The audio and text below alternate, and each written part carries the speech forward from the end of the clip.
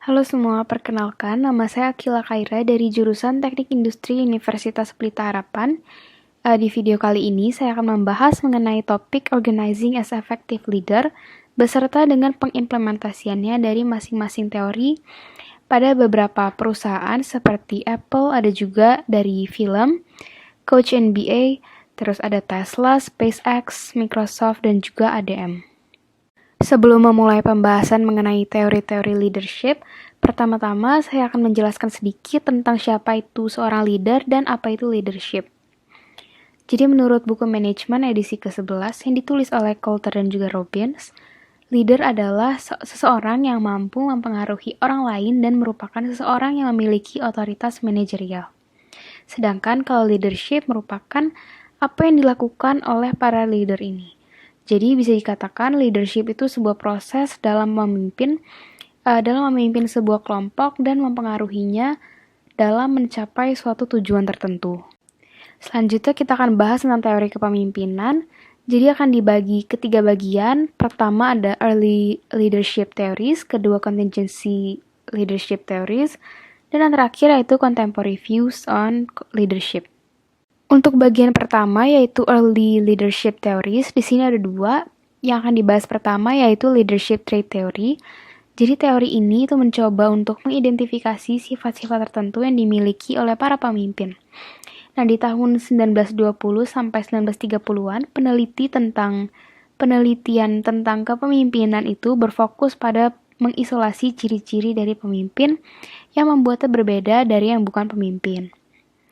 Jadi yang dipelajari di sini meliputi fisiknya, penampilannya, kelas sosial, kestabilan emosionalnya, kelancaran dari berbicara, dan kemampuannya dalam bersosialisasi.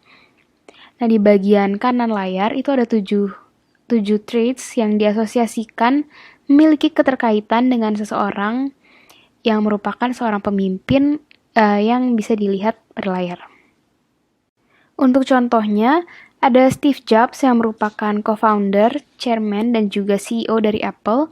Jadi trait teori ini bisa digunakan untuk menggambarkan gaya kepemimpinan dari Steve Jobs.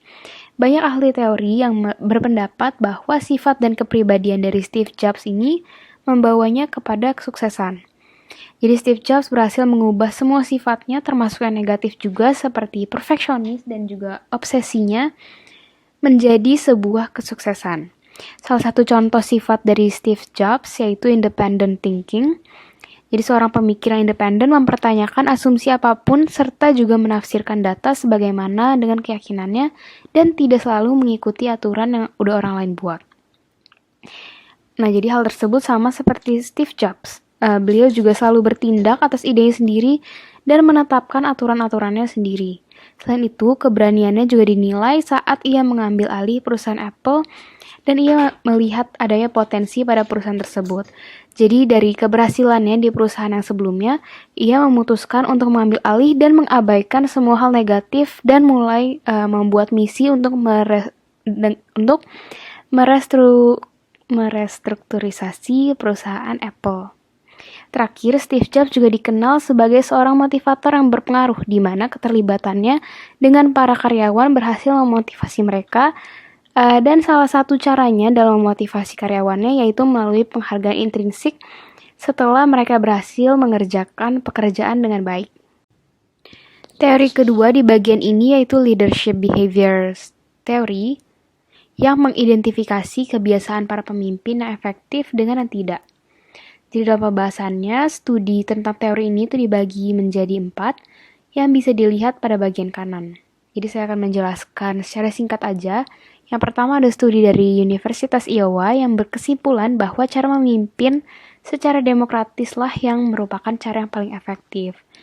Kedua, penelitian dari Ohio State yang berkesimpulan bahwa pemimpin yang memiliki konsiderasi dan struktur inisiatif yang tinggi berhasil mencapai kinerja dan kepuasan yang lebih tinggi juga, tapi tidak selalu sama dalam semua situasi. Yang ketiga ada dari Universitas Michigan. Kesimpulannya, para pemimpin yang berorientasi pada karyawannya diasosiasikan dengan tingginya tingkat produktivitas dari timnya dan kepuasan kerja yang lebih tinggi juga. Yang terakhir ada managerial grit. yang memiliki kesimpulan bahwa para pemimpin akan memiliki performa yang lebih baik, bahkan yang paling baik kalau mengikuti gaya 9,9 atau memiliki tingkat perhatian yang tinggi terhadap produksi dan kepada orang.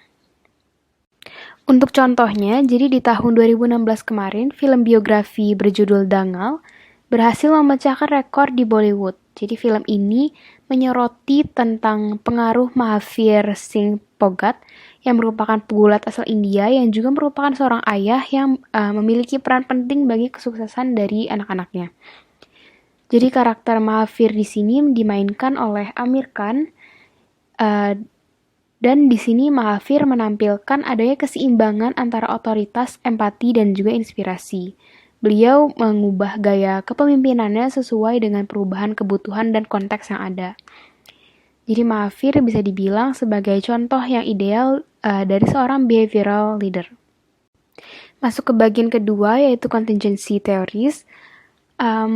Jadi teori yang pertama yang akan dibahas di sini yaitu situational leadership theory atau SLT yang dikembangkan oleh Paul Hersey dan juga Ken Blanchard. Jadi teori ini berfokus pada kesiapan dari para pengikutnya. Pengikut di sini akan mencerminkan keefektivitasan dari kepemimpinan karena pada akhirnya pengikutlah yang akan menerima atau menolak sang pemimpin. Dan kesiapan di sini itu mengacu pada sejauh mana orang memiliki kemampuan dan kemauan untuk menyelesaikan tugas tertentu. Selanjutnya di bagian kanan ada beberapa poin yang mendeskripsikan tentang tugas dan hubungan perilaku, serta di bawahnya juga ada komponen. Yang terakhir dari model ini yaitu 4 tahapan dari kesiapan pengikut. Teori kedua di bagian ini yaitu leadership behavior theory yang mengidentifikasi kebiasaan para pemimpin yang efektif dengan yang tidak. Jadi dalam pembahasannya, studi tentang teori ini itu dibagi menjadi 4 yang bisa dilihat pada bagian kanan. Jadi saya akan menjelaskan secara singkat aja. Yang pertama ada studi dari Universitas Iowa yang berkesimpulan bahwa cara memimpin secara demokratislah yang merupakan cara yang paling efektif. Kedua, penelitian dari Ohio State yang berkesimpulan bahwa pemimpin memiliki konsiderasi dan struktur inisiatif yang tinggi, berhasil mencapai kinerja dan kepuasan yang lebih tinggi juga, tapi tidak selalu sama dalam semua situasi. Yang ketiga ada dari Universitas Michigan. Kesimpulannya, para pemimpin yang berorientasi pada karyawannya diasosiasikan dengan tingginya tingkat produktivitas dari timnya dan kepuasan kerja yang lebih tinggi juga. Yang terakhir ada managerial grid yang memiliki kesimpulan bahwa para pemimpin akan memiliki performa yang lebih baik, bahkan yang paling baik kalau mengikuti gaya 9,9 atau memiliki tingkat perhatian yang tinggi terhadap produksi dan kepada orang. Sekarang kita masuk ke slide untuk contoh dari kedua teori tadi. Untuk situational leader, saya mengambil contoh yaitu Phil Jackson yang merupakan mantan pemain basket yang kini sudah menjadi salah satu coach basket yang paling sukses dalam sejarah NBA. Beliau berhasil memenangkan 11 championship dan beberapa pebasket sukses yang timnya berhasil ia bawa kepada kesuksesan yaitu ada Michael Jordan, Shaquille O'Neal, dan juga Kobe Bryant. Jadi kalau berhadapan dengan talent tingkat atas, ia juga memiliki approach yang berbeda yang memberi keleluasaan kepada anggotanya sambil tetap mendorong mereka kepada keberhasilan. Jadi skill situational leadership dari Jackson terbukti saat melihat pendekatannya saat melatih beberapa bintang terhebatnya seperti misalnya Michael Jordan. Jadi Michael Jordan ini dikenal sebagai pekerja keras dan seseorang yang berdedikasi tinggi. Maka pendekatan yang diambil pada saat itu yaitu delegative leadership. Sedangkan saat ia melatih Shaquille O'Neal, jadi Shaq ini sudah menjadi pebasket yang terkenal dengan komitmen yang baik juga ketika ia bergabung dengan tim Lakers. Akhirnya hal ini membuat Phil Jackson menggunakan pendekatan participatory management kepada Shaq. Selanjutnya untuk path goal model, kita balik lagi ke Steve Jobs. Jadi Steve Jobs ini merupakan seorang pemimpin yang mempekerjakan pekerja yang kompeten dan bisa aja memberhentikan para pekerja ini kapan aja ketika ia merasa si pekerjanya sudah tidak lagi sesuai dengan tujuan dari perusahaan. Beliau juga memiliki teknik perekrutan yang unik, di mana ia tidak begitu tertarik dengan hasil akademik yang baik, melainkan ia lebih mencari ke pekerja yang cerdas yang memiliki minat eksklusif dalam bidang teknologi. Selain itu, Jobs juga menggambarkan pemahaman yang akurat untuk para karyawannya dan memberi tugas yang jelas tentang apa yang perlu dilakukan. Ia juga dinilai sebagai pemimpin yang baik untuk Apple, di mana ia sangatlah passionate tentang kepemimpinan dan aktivitas bisnis lainnya yang membuatnya sebagai contoh yang baik untuk Path Goal Theory ini. Bagian terakhir yaitu Contemporary Views in Leadership. Yang pertama ada Transformational dan Transactional Leadership, di mana transactional leaders ini merupakan para pemimpin dan cara memimpin utamanya yaitu menggunakan pertukaran atau transaksi sosial. Lalu ada juga transformational leaders yang menstimulasi dan menginspirasikan pengikutnya atau dalam kata lain, mentransformasi pengikutnya dalam mencapai outcome yang luar biasa. Jadi gaya kepemimpinan transformasional ini sebenarnya dikembangkan dari gaya kepemimpinan transaksional. Effortnya dan performa yang dihasilkan dari gaya transformasional ini juga dikenal lebih tinggi dibandingkan dengan yang dihasilkan dari gaya transaksional. Nah, setelah dibahas tentang teorinya, sekarang kita akan lihat contohnya untuk pemimpin transformasional terlebih dahulu. Jadi ada Elon Musk yang merupakan CEO dari Tesla Motor yang juga dinilai memiliki gaya kepemimpinan transformasional di mana ia berfokus untuk menciptakan hal positif untuk mengubah dunia. Misalnya bisa dilihat dari gaya manajemen Tesla yang berpusat pada pencapaian tujuan perusahaan. Jadi semua pemimpin pada Tesla ini sangat menekankan hasil agar bisnisnya tetap hidup, terus berkembang, dan juga sesuai dan memenuhi visi dari Musk. Jadi inti dari bisnis yang dijalankan oleh Elon Musk itu adalah kerja keras pasti akan menghasilkan tujuan yang berarti. Nah selanjutnya untuk transactional leader, ada Bill Gates yang merupakan co-founder dari Microsoft.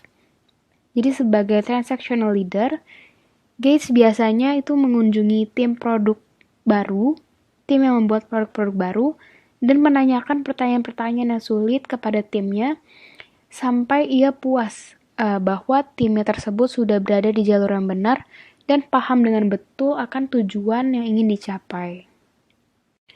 Selanjutnya yaitu charismatic and visionary leadership, di mana pemimpin karismatik itu merupakan pemimpin yang antusias, percaya diri, dan yang kepribadiannya serta tindakannya ini bisa mempengaruhi orang untuk berperilaku dengan cara yang tertentu. Sedangkan gaya kepemimpinan visioner adalah kemampuan dari pemimpin dalam menciptakan dan mengartikulasikan visi masa depan yang realistis, kredibel, dan mampu memperbaiki situasi yang ada di saat ini. Untuk contohnya masih sama yaitu Elon Musk. Jadi selain sebagai CEO dari Tesla, beliau juga merupakan CEO dan Chief Engineering dari SpaceX. Beliau sendiri memiliki semacam pengikut cult yang hampir tak tertandingi untuk seorang pengusaha. Hal ini berbicara banyak tentang kemampuannya dalam mengikat hati banyak orang dengan menggunakan karismanya sendiri. Ia juga mengumpulkan tim insinyur untuk membangun roket luar angkasa yang banyak orang itu berpikir bahwa hal tersebut itu mustahil. Nah, selain karismatik, ia juga merupakan pemimpin yang visioner. Ia sendiri pernah membuat statement, I try and do useful things that work, make people's life better, and make the future better. Ia merupakan seseorang yang memiliki kepribadian yang berani dan gigih yang membuatnya tidak akan menerima kegagalan, tapi in a good way. Nah, ia juga merupakan sosok yang terorganisir dengan ide-idenya inspirasional dan fokusnya yang intens pada pekerjaannya. Selain itu, seorang pemimpin visioner itu juga perlu memberi dorongan kepada orang-orang, dan Musk juga sadar betul bahwa seseorang tidak akan mencapai potensi yang sepenuhnya apabila tidak ada yang mendorong batasan-batasan mereka. Terakhir yaitu team leadership. Jadi dalam team leadership, si pemimpin harus mampu membangun tim project dan pekerjaan yang kohesif dan produktif untuk mencapai output yang dibutuhkan. Jadi baik sebagai unit kerja maupun sebagai komponen dalam suatu organisasi. Untuk mendeskripsikan pekerjaan dari tim leader, yaitu mereka harus berfokus pada 2 prioritas utama. Yang pertama, mengelola batas eksternal dari tim, dan yang kedua yaitu memfasilitasi proses dari timnya. Nah, prioritas tadi itu dibagi lagi ke dalam 4 peran kepemimpinan yang lebih spesifik yang bisa dilihat pada bagian yang terlampir pada layar. Untuk contoh dari teori yang terakhir ini, yaitu ada perusahaan yang bergerak di bidang agrikultur, yaitu Archer Daniels Midland. Jadi ADM ini menyatakan bahwa mereka percaya bahwa hasil terbaik itu bisa digapai ketika dilakukan secara bersama atau secara kerjasama. Jadi mereka rasa mereka ini merupakan rekan kerja yang baik, yang bekerja keras, mendukung satu sama lain, dan menghargai perbedaan yang ada sambil terus berjuang demi meraih kesuksesan secara bersama. Sekian pembahasan saya mengenai topik Organizing as Effective Leader. Di sini ada beberapa referensi yang saya gunakan dalam pembahasan materi untuk hari ini. Semoga pembahasan tadi dapat membantu teman-teman semua dalam memahami topik ini secara lebih jelas lagi. Mohon maaf sebelumnya apabila terdapat kesalahan dan terima kasih.